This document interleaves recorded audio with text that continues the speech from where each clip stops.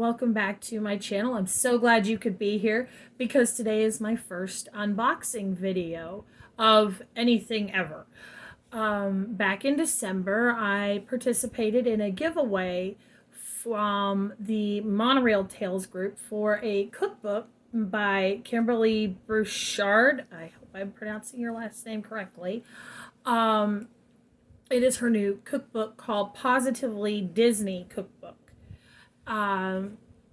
We had to, as part of the giveaway, tell our worst cooking disaster. And I'm not ashamed to say what my disaster was. The one that I posted out of all of the cooking I've done over the years, was one time I was wanting to make rotel dip, which very simple recipe. Velveeta cheese plus rotel, can of rotel. That's it. My mom made it constantly, and one day while she was out at the grocery store, and I believe Dad was at work at the time. Either that or he went with her. Well, Mom and Dad weren't home. So I decided to make it myself because I'd seen her make it several times. She put the Velveeta into a bowl, into a microwave to melt the Velveeta, then stirred in the rotel. Well, I did that. I put the Velveeta into the largest mixing bowl we had that would fit in the microwave. Then I set the timer for it, turn the microwave on. And then the funniest thing happened, funniest looking back. The Velveeta exploded in the microwave and sealed the microwave shut from the inside. I had to explain that one to Mom, and then we had to tell Dad that we needed a new microwave. Yay. I didn't get my rotel dip that day. Mom asked me, she's like, well, did you remember to cube the Velveeta? And I was like, no, I just left the brick in. Because it, Velveeta comes in those like long logs, and a word to the wise for anybody who wants to make rotel dip. Cube the Velveeta before you microwave it. Otherwise, you're going to need a new microwave. So, that's my entry for the giveaway. And they said they would let it run for 2 weeks and then announce the winner. And I was lucky and got to win it. Which was awesome because I love cookbooks. I am very big on cooking, and I actually made a 3-course meal at 13 for my family. It was just a simple 3-courser, but a 3-courser nonetheless. And I've been cooking for as long as I can remember, and even when I was a little baby, they would have me near the kitchen, so that kind of instilled the love of cooking. So sometime, I believe it was in January. I want to say January something. I did finally get it. They finally shipped it to me. And so I have it here. And my first time actually seeing the cookbook beyond the front and back covers. So I'm really super excited to just rip into this thing because, I know it's like the 1st of March when I'm actually doing this, but life, work, all gotten into my way. So that's the delay for that. So it came in a nice, lovely, sturdy mailer box. Now let's see if I can tear into this thing because I don't have a pair of scissors handy. Let's see here. Ha! That got it.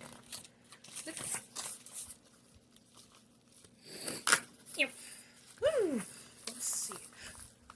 Friskies! Yay! Too bad I don't have kitties. But I'm laughing at this one because I used to have kitties and it was sandwiched between two kitty. Great use of recycling, by the way. Let's see. Somebody's kitty was enjoying chicken with gravy, chicken and salmon dinner, whitefish, and tuna. So, who's the kitty? Good eats.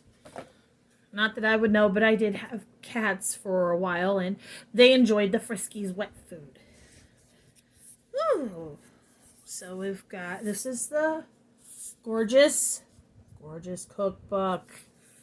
So shiny. And then these, one thing that I like about it and wasn't expecting, these words down here are actually tactile. They're raised, which is really neat.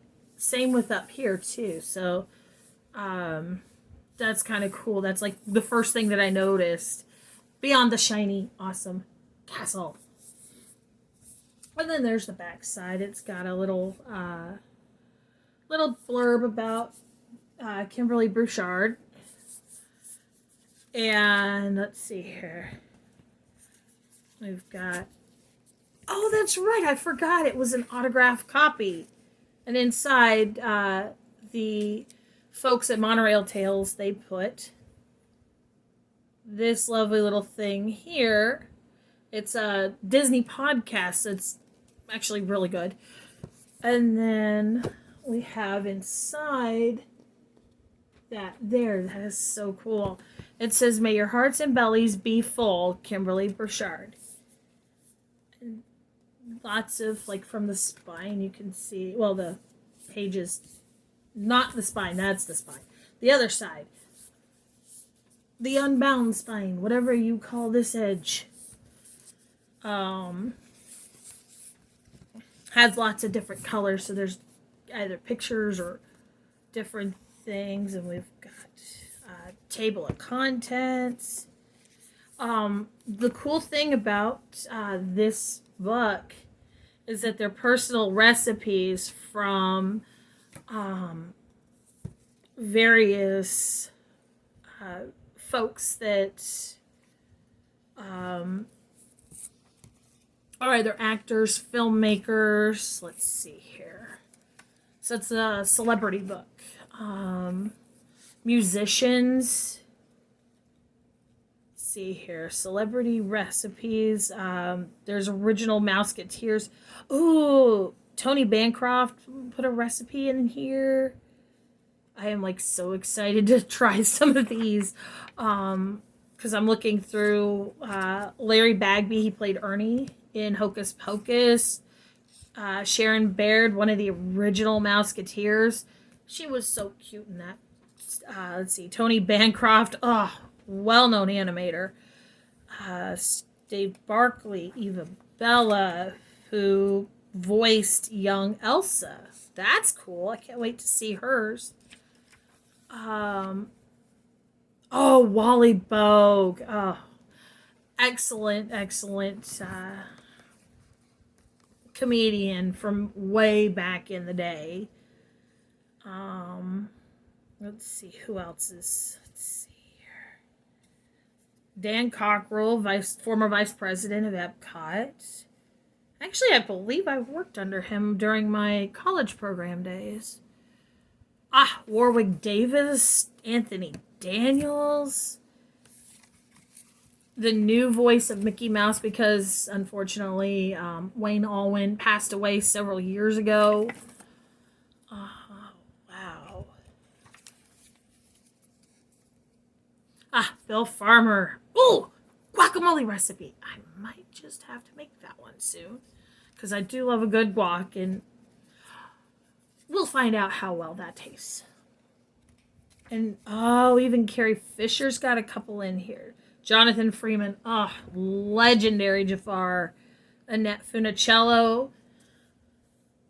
There's a whole bunch in here. Kimberly, if you see this, excellent. excellent list. I'm recognizing a bunch of these. Doug Jones, he played Billy Butcherson in Hocus Pocus. Margaret Kelly, aww, she was the original Tinkerbell. If I remember right, she was the oh fluff, the role model, like the animation model. Because for in animation you've got live action references. That's the word I'm looking for. I was gonna get it out eventually. That's what happens when you have a brand new awesome cookbook. Thank you, Monorail Tales. Can't tell you how much thank you for the giveaway that I was able to win from you guys, because it was perfect. But just seeing so many, like Peter Mayhew's got a recipe in here. Rest in peace. He was actually really sweet. I got to meet him in on Star Wars weekends, many years ago, and very quiet but very sweet too. Let's see, Linda Larkin. Wow. They've got they've got Imagineers in here, like Jeffrey and Joshua Shaver Moskowitz. Clarence Ducky Nash, the original voice of Donald Duck. Nobody could voice Donald nearly as well as the original, though. I don't remember who took over from for him. The name's escaping me, but he does do a great job, because you have to get it just right to actually voice Donald. Let's see who else. Cubby O'Brien. He was one of my favorite Mouseketeers that I got to watch when they did when the Disney Channel used to run Vault Disney from 12 p.m. or 12 sorry wrong time 12 a.m. to 2 a.m. They ran something called Vault Disney, and they would air the Disneyland episodes where Walt was showing what's up and coming with Disneyland. They would show the Adventures of Spin and Marty, the original Mouseketeers with Annette Funicello, Cubby, Sharon, all of the original 1950s black and white. So that's how I know, like, oh my god, I know that one. And I'm actually getting excited to see it. I mean, there's a couple of Debbie Reynolds as well. She's put in here. So I'm just like looking at all of these, and it's just Robert Sherman, awesome. Ooh, grilled cheese sandwich. I'm gonna have to try that one too, because I love a good grilled cheese. Paige O'Hara, excellent artist and excellent actress too. The voice of Belle. Garlic ginger green beans. Ooh, that sounds good. I'm also opening and looking at this while I'm hungry. Bad idea. Or is it a good idea? I haven't figured that out yet. Let's see, what else? Ooh, a sushi recipe. Sweet. Scott Wagner. He was the original voice of Aladdin, and he played DJ Tanner's love interest in Full House, and an On Again, Off Again, Will They, Won't They relationship. So, ooh, there's a chicken sushi. I love sushi. I can make it at home. I'm gonna have to do that one. Let's see, who else we got in here? Billy D. Williams, Lando Calrissian, excellent excellent artist, actor, voice actor as well.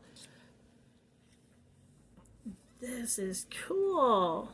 So there's like several pages of there's like two different table of contents where you've got them with just like the recipes, and then you've got, this was the parts that I was like excited about, where she actually goes through and lists which who some of these folks are, and there's like a lot, so yay. There's only Disney, Lucasfilm, Muppets, and Star Wars related credit. So in what's listed in the celebrity thing, because the artists and celebrities that are in here they've got miles and miles of combined accolades and projects and paintings and everything.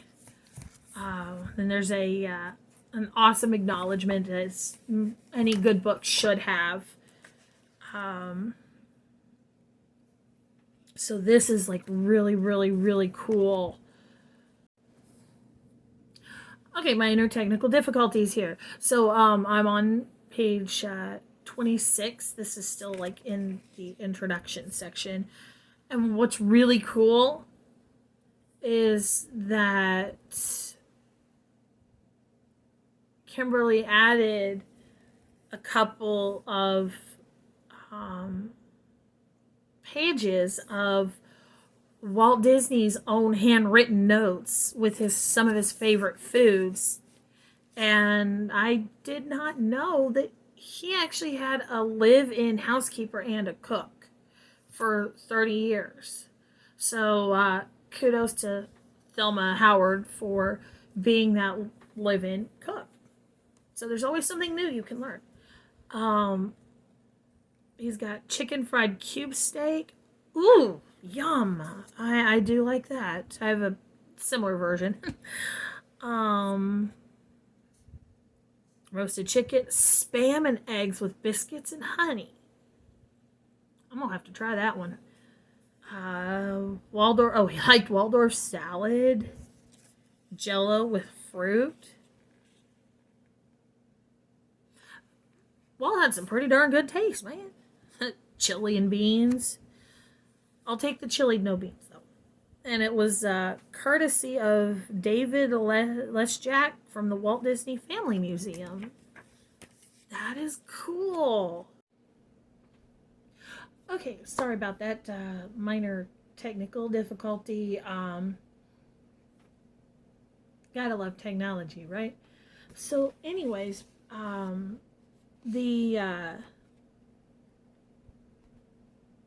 what Walt's hey, I'm digging what yay, man.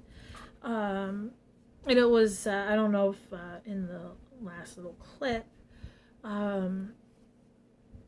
they're in there because David Lesjak from the Walt Disney Family Museum forwarded it. So it's really neat to see his handwriting is very similar to the way the Disney logo is written, which is awesome. So we've got, so after the introduction, then we've got our appetizers. Ooh!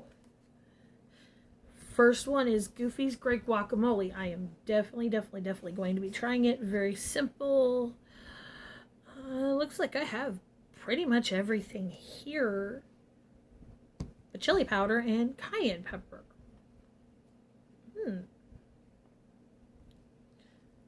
That is cool. I am definitely trying that one. Oh, this is neat. And even there's on the opposite pages of some of these, of the recipe, there's little quips from the actual actors and artists in here. So it's like, oh, this is cool, because it's like a little snippet of history. And even on the actual page, they have a little blip about how they came about.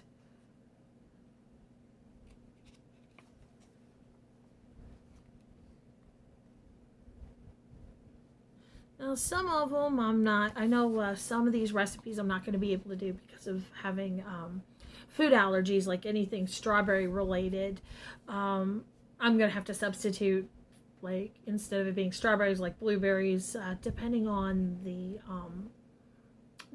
recipe. So, they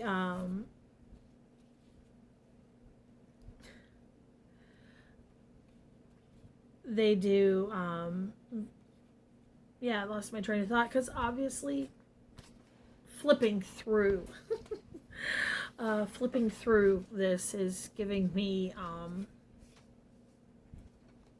it's the quickest way to shut me up, basically, is put a Disney cookbook in front of me.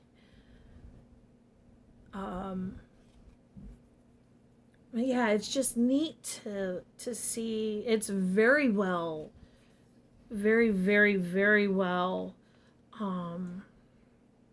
constructed.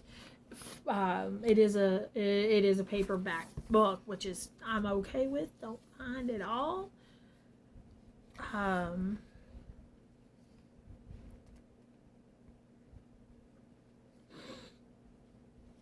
There is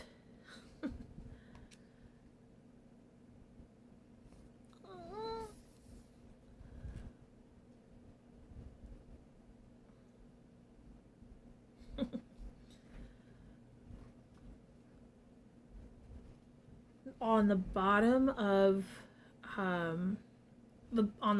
each page, there's like here on Annette Funicello's one, there's like little, this is cute, like each page has a different drawing, and then the separators between the obviously the title of the recipe, where it's at on the book, the author of the particular recipe, and then there are little blips about it. There's little Mickeys for a border. How cute! And then the recipe part of it itself, and then sometimes it'll carry over, but that's okay too. So definitely, as someone who eats, sleeps, and breathes Disney, definitely a good one. We will find out how easy. All of these recipes look very easy to do. I mean, it doesn't look like it takes much, as long as you know how to set an oven, chop up stuff, use it, if you know how to use it looks like a bunch of basic kitchen. So, knowing how to stir, how to measure stuff, how to, crack an egg, turn on the oven, use the stovetop. Very, very, very, very simple.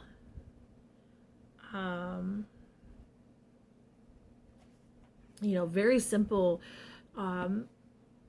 cooking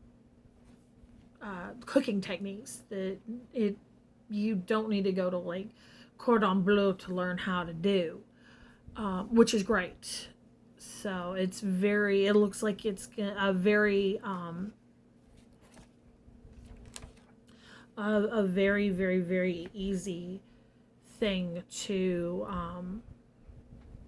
you know, you don't even, you know, if you've got kids, definitely get this one too, because that way they can learn how to make some of their favorite actors their recipes, and they can make it right alongside you. Or if they're well versed in cooking and can handle knives and they're of age to really, you know how to use a stove and not burn themselves and everything, this would be a good one.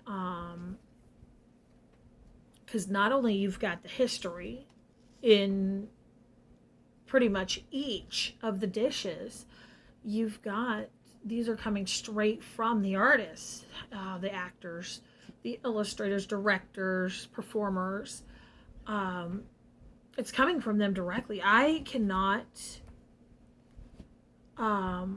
find one one thing wrong. There's some things that you might have trouble finding, depending on where you're at in the world, like shark. I have never seen a recipe for sharks until today. There's I know beef, pork, chicken. I do know shrimp. I know tuna. I know the standards, if you will. Though I can't eat shrimp, I do know how to cook it. I do know how to devein it. Thank you, Food Network.